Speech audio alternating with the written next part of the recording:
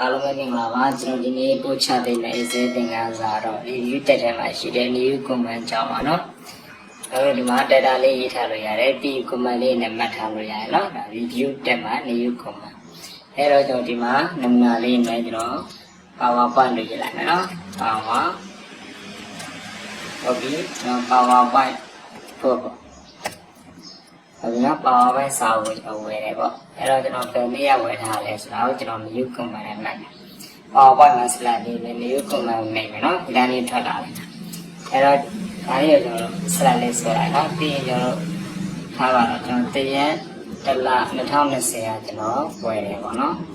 ဒီလွတ်တဲ့နေရာမှာတစ်ချက်နှိပ်လိုက်မယ်ဒါဆိုရင်ကျွန်တော်တို့ PowerPoint စာအုပ်ဝယ်ထားတဲ့ရက်စွဲကိုသူက comment အနေနဲ့မှတ်သွားရောမှတစ်ချက်နှိပ်လိုက်ဒီမှာရက်စွဲကိုကြည့်ရတရက်တစ်လ2020ဒါကိုပြန် edit လုပ်ချင်ရင် edit comment ပြန်နှိပ်လို့ရတယ်ဘယ်ကဝယ်ရလဲပေါ့နော်ဒီထားပါတော့letter ဝယ်ပေါ့နော် letter ကိုထည့်လိုက်တယ်တွေ့တဲ့နေရာမှာနှိပ်လိုက်ဒီပြန်ကြည့်ရင်ဟောမှာတရက်တစ်လ2020 letter ဆိုပြီးသူကထွက်တယ်နော်ဟုတ်ပြီဒါreview တက်တယ်မှာရှိတဲ့ review comment ပါနောက်တစ်ခုပါမှတ်ထားလို့ရလဲဆိုတော့ဓာတ်ပုံလေးနေနဲ့ပြန်မှတ်ထားလို့ပြန်နော်အဲ့ဒါပဲ PowerPoint ကိုဒီနဲ့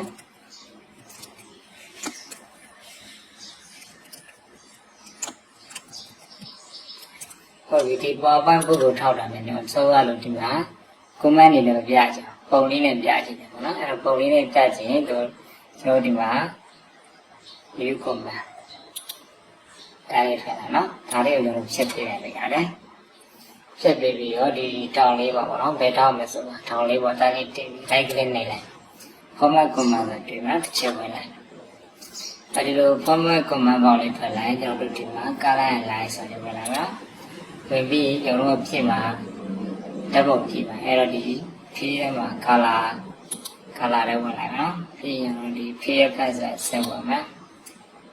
ပြင်ပြပါပါလဲပေါ့နော်တခြားပတ်တန်လားပြချာကိုပြင်တယ်ပြချာကိုနှိပ်လိုက်မယ်နော်select ပြချာပေါ့ဒီဆက်သွားမယ်နောက်ဆက်ထဲမှာသွားမှာနော်ကျွန်တော်တို့ဒီ PowerPoint post PowerPoint နဲ့တက်တဲ့မှတ်စရာလေးပေါ့ PowerPoint မှာစာအုပ်ပုံစံလေးပေါ့မျက်နှာဖုံးလေးကိုကျွန်တော်တို့ select ပေးမယ် insert သွားမယ်ဒီ okay သွားမယ် okay သွားမယ်အဲ့ဆိုရင်ကျွန်တော်တို့သူ့ကိုထောက်လိုက် PowerPoint စာအုပ်လေးပေါ့အဲ့တော့ဒီဘက်ကနေလိုက်ကျွန်တော်ဝယ်ခဲ့တဲ့ရက်စွဲလေးပေါ့ဒီလိုလေးမှတ်ထားတာဟုတ်ဒါ review တက်မှာရှိတဲ့ review comment အကြောင်းလေးပါနော်ဒီ comment တွေရကျွန်တော်တို့စာလေးနဲ့တင်မှတ်လို့ရမယ်ဓာတ်ပုံလေးနဲ့တင်မှတ်လို့ရမယ်နော်ဟုတ်ပြီ edit လုပ်ချင်ဒါ edit ပေါ့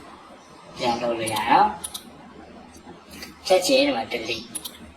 အဲ့ဒါလေးဖြတ်ချင်တယ်ဒီမှာ delete ဒါဆိုရင်ကျွန်တော်ထောက်လိုက်လည်းမရှိတော့ပြန်လုံးချင်စောစောအတိုင်းပဲ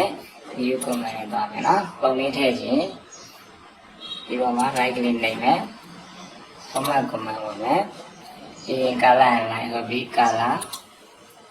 ထည့်ဖက် picture ပေါ့နော် select picture ထည့်ချင်တဲ့ပုံကိုကျွန်တော် set ထဲမှာရွေးမယ်ဟုတ်ပြီ set okay ဟုတ်ကဲ့ငါနေကြည့်လိုက်ရင်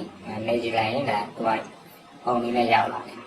โอเคဒီသင်ခန်းစာကိုအားလုံးနားလည်မယ်ထင်ပါတယ်